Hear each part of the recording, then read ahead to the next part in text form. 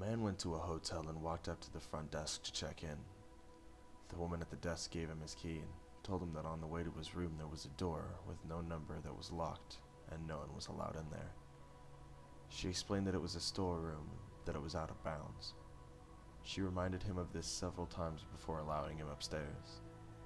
So he followed the instructions of the woman at the front desk, going straight to his room and going to bed. However, the insistence of the woman had piqued his curiosity, so the next night he walked down the hall to the door and tried the handle.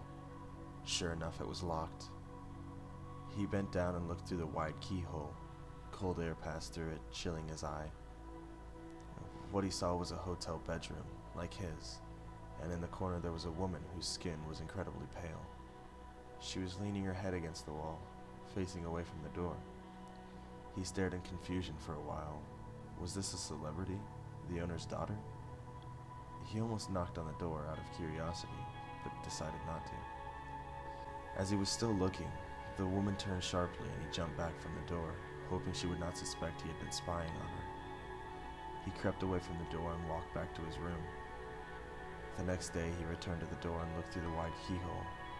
This time all he saw was redness. He couldn't make anything out besides a distinct red color, unmoving. Perhaps the inhabitants of the room knew he was spying the night before and had blocked the keyhole with something red.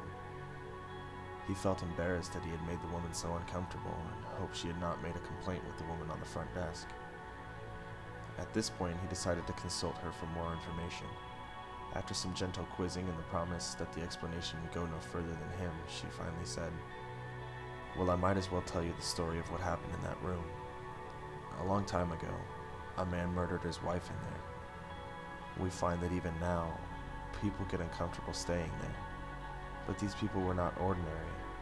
They were white all over, except for their eyes, which were red."